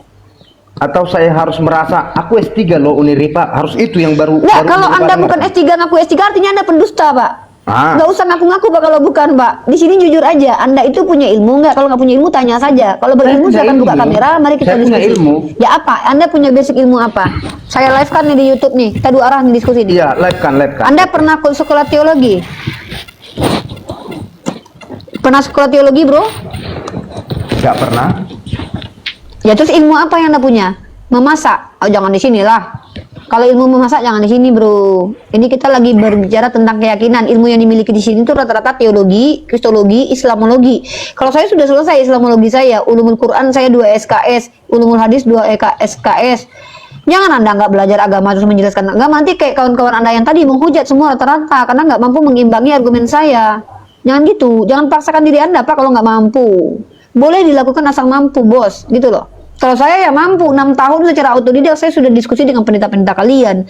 Bahkan saya pernah collab mau bikin jurnal dengan salah satu dokter dari Katolik bernama Dr. Antonius. Jadi kalau saya itu nggak main-main, saya autodidak juga autodidaknya nggak main-main. Belajar bahasa Ibrani saya kepada Maurice Aprisale loh. Ini bukan kesombongan, tapi membuktikan kalau saya bicara itu dasarnya adalah ilmu pengetahuan, bukan songontologi. Jangan songontologi, nggak penting kita songontologi. Kita juga nggak gila hormat. Saya nggak butuh dihormati di sini. Saya mau jelas argumentasi itu datang dari orang yang kredibel. Saya bisa dikatakan kredibel. Kenapa? Saya selesai membuat karya ilmiah yang tandanya saya selesai menyelesaikan studi saya, mendapatkan gelar sarjana sosial dalam prodi komunikasi penyiar Islam. Itu nggak main-main Pak, 4 tahun Mbak. Jadi kalau Anda misalkannya nggak pernah belajar tentang agama, jangan coba jelaskan. Mending bertanya saja, kita kasih ilmu kok. Kita nggak paksa kok Anda menjelaskan agama Anda. Silakan. Jadi teman-teman di bawah, memang seperti inilah kualitas SDM. Memang kualitas Islam itu menjaga keakademisan. Ini kualitas kami, bukan orang yang membiarkan orang tolol banyak bicara. Kenapa? Bahaya kalau kami biarkan orang bodoh banyak bicara, nanti hancur peradaban Pak. Jadi kualitas Islam itu menjaga akal, menjaga ilmu. Makanya kami tidak izinkan orang jahil bicara banyak. Makanya kami tanya, Anda mau bicara banyak? Apa kapasitas Anda? Kalau Anda tidak punya experience, tidak punya eksperimen, tidak punya penelitian, tidak punya kajian, lalu mau bicara banyak, kami mau dengerin apa Pak? Dengerin monyontologi? Maaf, kami orang Islam itu kualitasnya gini Bang. Kualitas umat Islam itu tidak akan mendengarkan seseorang yang tidak ada kredibilitasnya. Makanya kami umat Islam itu kalau bicara tuh pakai kalam ulama. Itu kami. Nggak ada kami cerita dengar tuh ada Edis ngomong sementara nggak pernah kuliah di DO lagi terus kami dengarkan dia sebagai fakta kebenaran. Oh enggak, kami enggak gitu. Kami berpatokan kepada orang-orang berilmu kalau saya bicara. Itu perintah dalam Islam. Thalabul ilmu faridatun ala kulli muslim.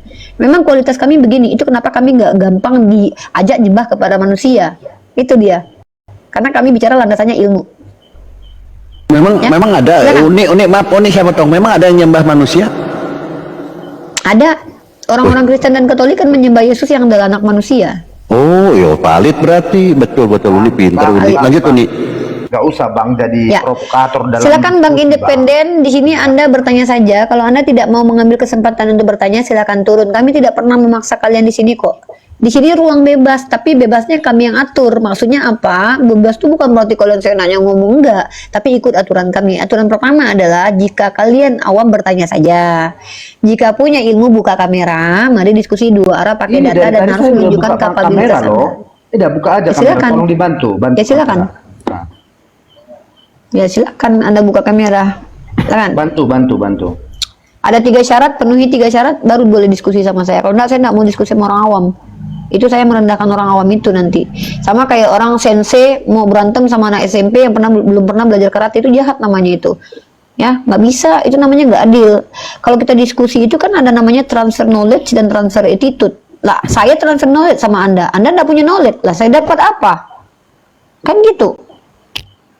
Bijaksana sekali Uni ini kelihatannya luar biasa. Luar biasa. Zolim Bang Baal.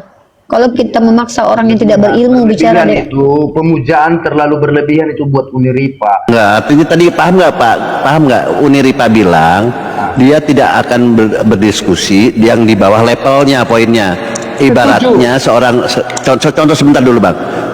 Contohnya Uniripa ini seorang mahasiswa. Dia ngajak debat seorang anak TK atau SD. Nah itu bagi Uniripa itu tidak bijak. Itu zolim, jahat gitu loh. Itu maksudnya. Itu namanya egois. Loh, kok egois? Egois dong.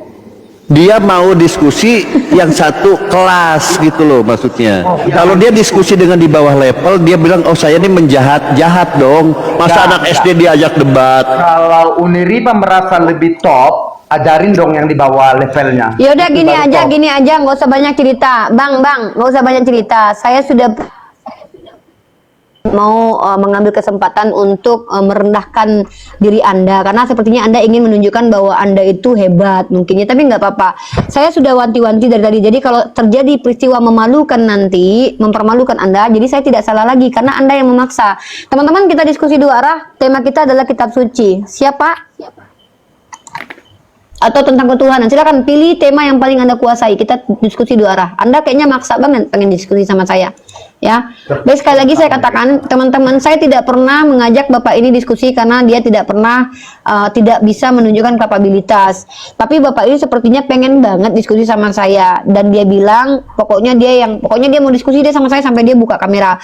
Nah, sebagai orang yang juga tidak mau apa ya namanya ya, saya pikir kayak nggak apa-apa deh kita kasih kesempatan dia untuk mempertontonkan sejauh mana sih pengetahuannya tentang agamanya dia.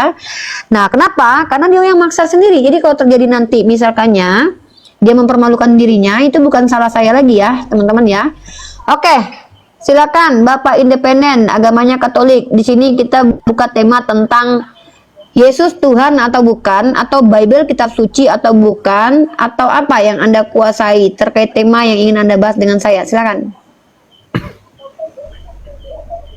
Kalau saya sih lebih Pak, kalau lagi habis minum tua, mending nggak usah diskusi, Pak. Ngeri kali, Pak. Inilah kenapa saya tuh tidak sembarangan ngajak orang diskusi gitu loh. Apalagi orang yang habis minum tua gitu loh. Entah apa-apa aja nanti yang Bapak omongin nanti. enggak lah, enggak terlalu berlebihan kok. Maksud saya Teman-teman dengarkan baik-baik ya. Bapak ini memaksa yang diskusi sama saya. Jadi bukan saya lagi ya. Yang kalau dia babak belur bukan saya. Silakan jelaskan kepada saya kenapa kitab Anda dikatakan suci. kalau aku sih enggak terlalu egois. Aku sesuai dengan nama aku, independen. Memang aku Saya tanya kenapa kitab Anda dikatakan suci. Bible kitab suci atau bukan? yes, kitab suci. Kenapa dikatakan kitab suci? Karena dia mengajarkan hal-hal baik dan menceritakan sejarah. Coba satu ayat yang mengajarkan kebaikan dalam Bible, silakan tunjukkan. Yang paling melekat di hatiku, akulah jalan kebenaran dan apa ya kurang paham sih, tapi tidak akan ada yang sampai kepada Bapak. Tuh kan, yang tidak mendengar. Anda mau menjelaskan agama Anda kepada saya. Anda aja nggak hafal ayat Anda. Saya yang Islam aja tahu ayat itu. Akulah jalan kebenaran dan hidup. Tidak ada yang sampai kepada Bapa kecuali melalui aku. Itu bohong. Kenapa? Bohong ya? Karena ketika Yesus berkata tidak ada yang sampai kepada Bapa kecuali melalui Dia, Henok dan Elia sudah pergi ke surga. Artinya Tuhan Anda sedang berdusta di situ. Karena terbukti bahwa Elia dan Henok sudah ke surga tanpa Yesus. Lalu Anda di sini mau ngapain? Memaksakan diri diskusi dengan saya, sudah saya tolak berulang-ulang. Itu gunanya buat apa? Mempertontonkan Anda mabuk ciu di sini nggak ngerti agama Anda gitu. Anda maksa diskusi sama saya itu buat apa, Pak? Anda bilang Anda nggak ngerti agama Anda. Anda mengutip ayat yang bahkan Anda sendiri nggak ngerti ayat itu apa. Jangankan bicara konteks tentang ayat itu, teksnya aja Anda nggak ngerti. Lalu Anda paksa mau diskusi sama saya. Itulah kenapa saya menolak diskusi dengan sembarangan orang. Kenapa? Kayak gini jadinya. Downgrade saya, value-nya turun. Menghadapi orang mabuk. Orang yang udah tahu orang itu mabuk diajak ngomong, berarti yang bodoh tuh yang ngajak ngomong. Saya yang bodoh di sini ngajak Anda ngomong, Anda mabuk. Maksa diskusi sama saya pula. Inilah kenapa saya itu tidak sembarangan terima diskusi dengan orang. Saya mau yang awam bertanya saja. Kenapa? Saya jadinya saya yang tulul di sini. Gak apa-apa sih kalau memang. Nah, Anda naik ke sini mau ngapain? Memaksa untuk diskusi sama saya itu mau ngapain? Bukan, kalau memang Uniripa merasa kami merasa tolol, kami ini tolol, nggak apa-apa sih, kami terima aja. Ya memang faktanya begitu, buktinya Anda saja menjelaskan sesuatu yang Anda nggak pahami. Itu kan definisi apa? Definisi tolol itu apa coba? So tahu, nggak ngerti tapi memaksakan seolah ngerti. Babak belur kan jadinya. Pak, lebih baik rendah hati Pak. Kalau nggak tahu bilang nggak tahu daripada nggak tahu tapi songong. Ini yang disebut dengan metode songontologi. Jadi kalau kita tuh nggak tahu Pak, akan lebih tinggi kita itu value-nya kalau kita ngaku nggak tahu. Tapi ketika kita nggak tahu, ngakunya tahu, itu namanya songontologi. Bapak coba lah, Bapak sudah dewasa. Bapak sudah dewasa, mabuk lagi yang ditonton 1,1 orang, ribuan yang nonton Pak. Lalu Bapak pikir dengan Bapak bicara seperti ini yang Bapak dapat apa? Bapak, anak Bapak nonton, keluarga Bapak nonton, putri-putri Bapak nonton, putra-putra Bapak nonton, 3 tahun, 10 tahun akan datang. Dia lihat bagaimana ketululan Bapaknya naik ingin menjelaskan agamanya, tapi nggak ngerti, mabuk lagi. Nggak ada rasa malu Bapak begini. Bapak sudah dewasa, sudah tua malahan. Jadi Bapak kesini tuh mau ngapain? Tadi saya bilang, mending Bapak bertanya saja sama saya. Kenapa? Saya lebih tertarik orang-orang awam dari kalangan Kristiani itu bertanya ke saya, biar saya edukasi semampu saya. Tapi Bapak maksa-maksa banget pengen diskusi dua arah dengan saya gitu loh. Iya, tadi kan hostnya bilang, artinya orang Kristen ini peradabannya tidak ada manfaatnya dalam kehidupan ini, katanya, makanya aku kurang terima. Yang saya sampaikan bukan itu, yang saya katakan adalah umat Kristen rata-rata banyak merusak peradaban. Contohnya Eropa di zaman kegelapan, inkuisisi 500 tahun, perburuan penyihir 200 tahun, Magdalene Laundry di mana perempuan dijadikan budak tanpa dibayar. Itu terjadi kemudian kapan? asimilasi paksa sepanjang sejarah. Sampai hari ini. Sampai detik ini itu KKB Kristen, kumpul kebo di mana orang Kristen. Kan saya bawa data tadi. Yang menista agama paling banyak Kristen. Yang kabur ke luar negeri menista agama dan dibiayai penistanya kalian Kristen. Di sosial media yang paling banyak menghujat dari tadi kalian Kristen. Masa sih? Loh, kok masa sih? Anda silakan tonton video-video saya. Ketika saya bicara menggunakan data, teman-teman kalian justru menggunakan kebenciannya. Itu fakta yang bisa kita perlihatkan di sini. Maksud saya begini loh, Uniripa. Artinya Uniripa pernah nggak introspeksi diri? Ini hal-hal seperti ini terjadi. Ya, introspeksi diri itu kami umat Islam setiap hari. Lalu apa urusannya pernyataan saya tentang agama dengan introspeksi diri? Saya lagi nggak bahas personal, saya bahas ajaran. Anda ngerti nggak? Kalau kita bahas ajaran, kita membahas apa yang diajarkan Tuhan. Kalau bicara tentang personal, Pak, umat Islam ini bukan sontologi ngaku-ngaku anak Tuhan, punya roh Tuhan dalam dirinya, Pak. Tidak ada satupun umat Islam itu yang mengaku-ngaku saya punya roh Tuhan dalam dirinya. Bagi kami itu NPD, Pak. NPD disebut dengan narcissistic personality disorder. Orang yang merasa bahwa dia spesial, dipilih oleh Tuhan, padahal kelakuannya kayak dajjal. Kalau kami umat Islam ini hanya hamba Allah, dan bahkan kami cenderung akan khilaf. Makanya kami diizinkan bertobat. Solusinya adalah bertobat. Tidak ada di kami ini, Islam ini ngeklaim kami anak Tuhan gitu loh. Justru yang ngaku-ngaku anak Tuhan ini, Ustaz Arif, geser bannernya itu, Ustaz Arif. Lihat ketutupan muka Bapak ini. Jadi gitu ya. Kalau Anda suruh saya introspeksi diri, Anda nggak perlu nyuruh saya. Saya itu punya ulama yang mengawasi saya. Saya punya orang yang menyayangi saya, yang bisa mendidik saya. Bukan Anda. Anda siapa? Anda bukan siapa-siapa kok. Kita bicara di sini ajaran, ya. Saya tidak butuh penilaian Anda, karena di sini saya Bunda Gembala, orang yang mengajarkan tentang teologi, Islamologi, dan Kristologi dari hasil pencarian dan penggalian saya. Kalau Anda tidak mau turun, Anda kan yang paksa yang diskusi sama saya. Ini kita ngomong apa sekarang, coba. Yang saya tanya, kenapa kitab Anda dikatakan suci? Anda bilang mengajarkan kebenaran. Mana kebenaran yang diajarkan? Ketika Anda mengatakan bahwa Yesus berkata, akulah jalan kebenaran dan hidup, kata Yesus, berarti dia cuma jalan, bukan Tuhan. Tidak ada yang sampai kepada Bapa kecuali melalui aku. Itu dusta, karena Henok dan Elia sudah pergi ke surga tanpa Yesus. Menurut Uniripa, kalau kebenaran agama Kristen itu salah semua ya? Bukan menurut saya, Pak. Saya tidak boleh bicara menurut saya. Menurut agama saya yang tidak mengimani nabi-nabi sebagai nabi, itu Allah sebagai Tuhan, maka dia adalah kafir. Kafir. Artinya? Ya, kafir itu artinya orang yang menutup diri, ya berarti salah. Salah semua. Salah semua ya. Anda kesini mau ngapain, Pak? Anda mau mempertontonkan kalau Anda tuh mabok di sini, tuh memaksa mau diskusi dengan saya.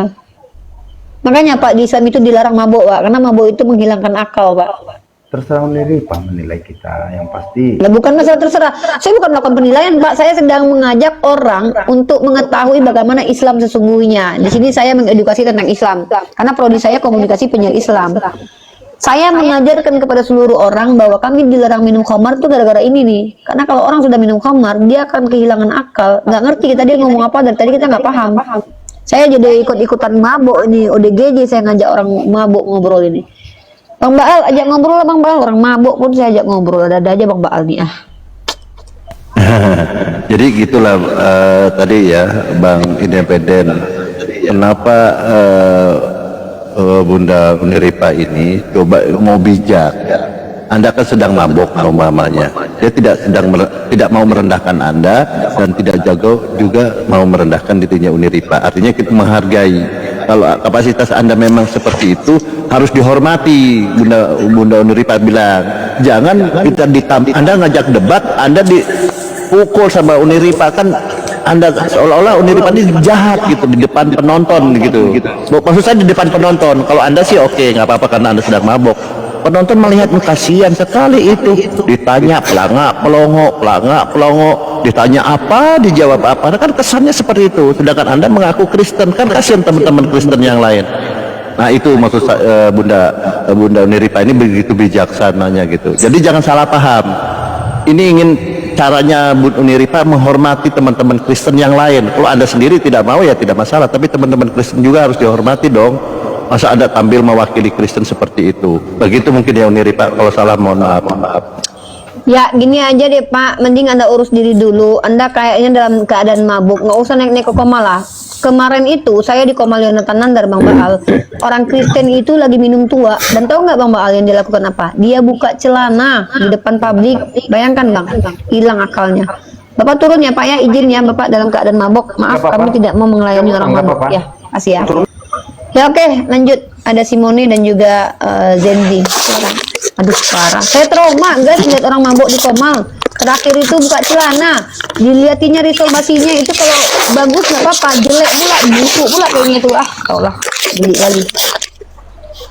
Kebayang nggak kalian? Durjananya mata saya, ternoda mataku, rusak mataku. Itu tuh parah kali guys. Buka celana di depan kita, lagi mabuk minum tua. Buka celana dia, apa nggak rusak peradaban itu? Mataku yang mungil ini harus menyaksikan disolbasi. Aku mau makan jadi kebayang-bayang.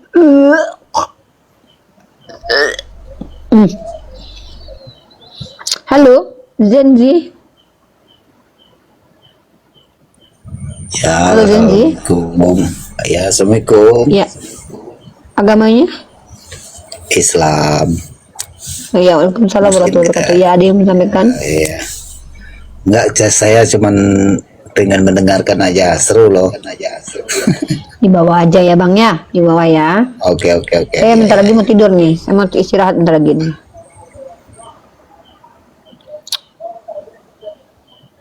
Ya halo. Halo.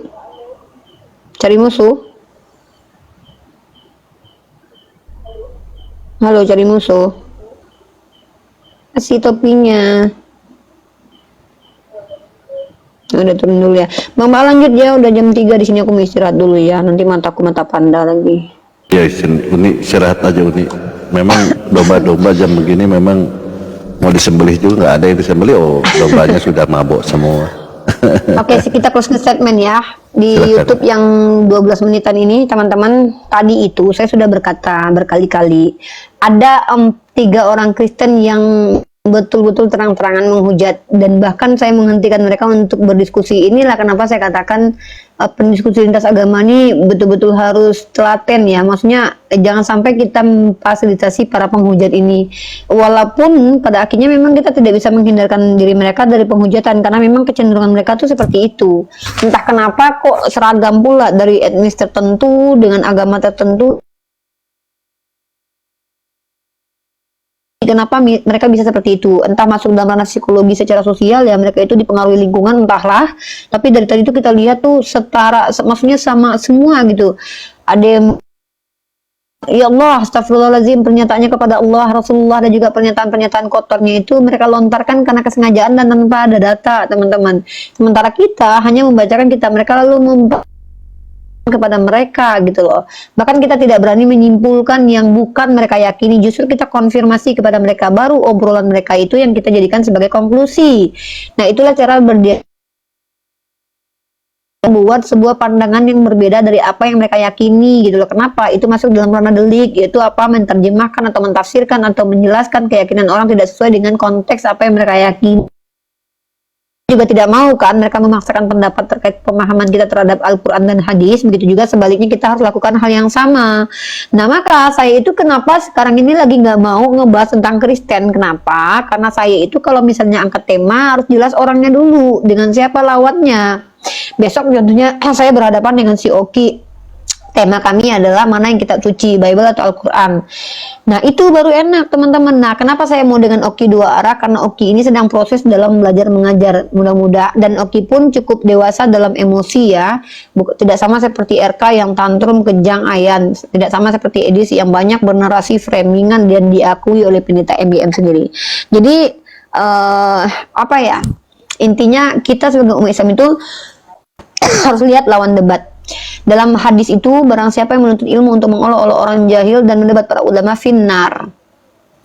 Jadi kalau kita tuh menaikkan orang jahil ya, terus kita olok-olok, kita tuh tidak hebat. Kita tuh tidak bisa dikatakan hebat ketika yang kita hadapi itu adalah orang jahil. Para petarung itu teman-teman, orang yang MMA itu, dia kan dikatakan hebat ketika lawannya seimbang. Kalau MMA, lawannya dia adalah usia 38 tahun, lalu yang dilawan adalah anak SD, kelas 5 SD. Itu dia zolim. Atau dia adalah master of MMA, tapi yang dihadapinya adalah orang yang belum pernah belajar dan latihan tentang ilmu bela diri. Dibikin babak belur itu nggak hebat namanya. Makanya saya katakan, berhadapan dengan orang awam Kristen lalu saya terlihat hebat di depan mereka, itu bukan sebuah pujian, tapi justru itu sebuah kehinaan seharusnya. Kenapa? Saya membabak belurkan orang yang jahil, memang gak ada ilmu gitu. Jadi saya tuh mempermalukan diri saya sendiri. Tapi kalau yang saya hadapi ini pendeta gitu ya, itu tuh baru itu setara sama. Maka saya bisa dikatakan sebagai orang yang memang sesuai, sepadan gitu. Jadi maka saya punya syarat ketika mau diskusi sama saya, dan itu harus mutlak dipenuhi. Kalau nggak bisa dipenuhi, jangan ikut-ikutan diskusi sama saya. Nggak perlu serius.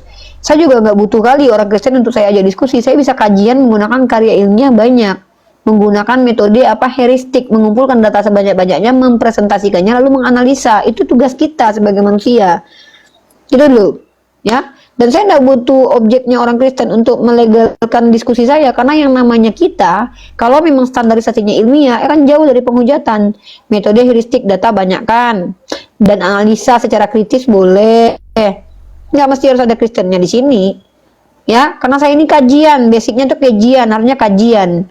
Nah ketika kalian misalnya naik ke sini mau debat sama saya, ya pakai alat apa? Saya udah bawa pedang, kalian mau debat sama saya, ya saya nggak mungkin melawan kalian nggak pakai senjata. Kasihan dong kalian, babak belur, amuk, nanti tantrum lagi nanti, kan seperti itu, ya.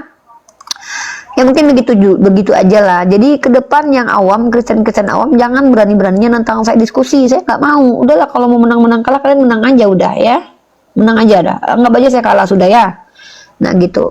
Oke, yang YouTube itu cuma singkat saja. Saya membuktikan bahwa teman-teman kita Kristen ini terkadang tuh tidak menempatkan diri pada tempat yang nggak ngerti agama, tapi menjelaskan tentang agama.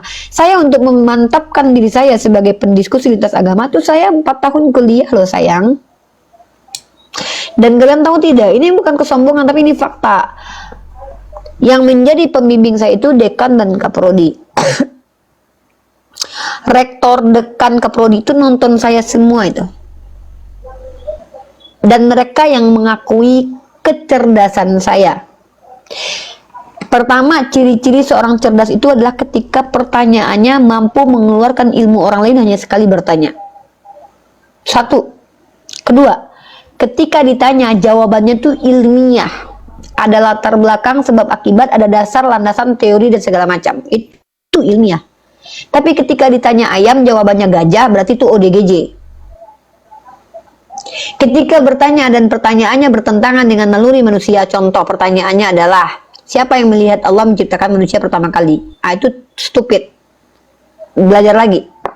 Makanya saya tidak mau sembarangan diskusi dengan orang. Kenapa? Saya juga harus menghargai diri saya sendiri.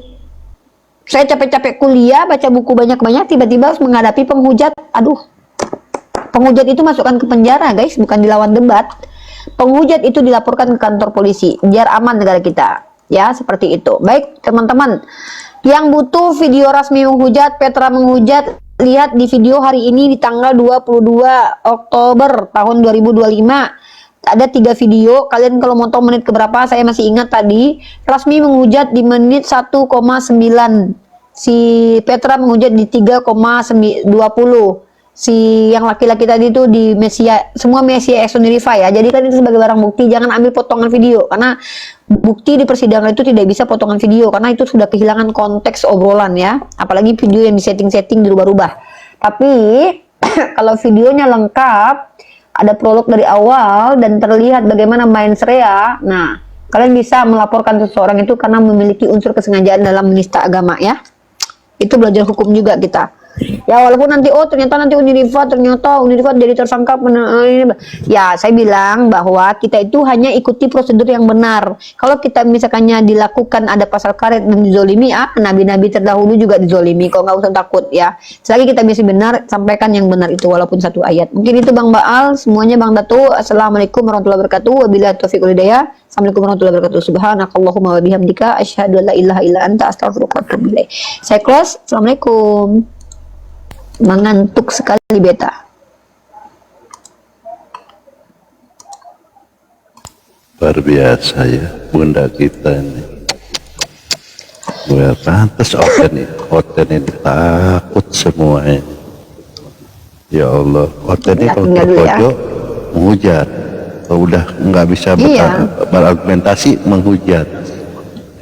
Aduh, heran sama mereka itu.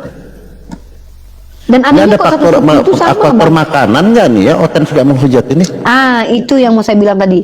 Kayaknya apakah faktor makanan atau faktor lingkungan? Karena kalau dalam psikologi sosial Bang, yang mempengaruhi karakter seseorang itu diantaranya adalah lingkungan Bang. Makanya Nabi Muhammad itu bilang perhatikan teman anak-anakmu karena imannya juga bisa dipengaruhi oleh itu gitu.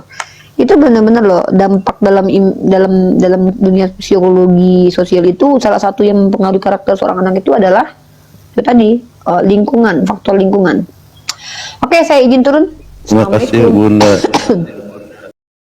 Saya akhiri diskusi dan debat para apologet Islam yang telah memberikan kita ilmu dan pengetahuan tentang ajaran Islam dan ajaran Kristen. Semoga ilmu yang kita dapat dari diskusi dan debat ini dapat membentengi kita dari permutatan yang mana pada saat sekarang banyaknya misionaris mencari muslim yang awam untuk dimurtadkan. Saya akhiri video ini. Terima kasih kepada saudara-saudari muslim semua yang telah mengikuti diskusi ini sampai habis. Sampai ketemu lagi dan nantikan video-video diskusi dan debat apologet Islam selanjutnya. Assalamualaikum warahmatullahi wabarakatuh.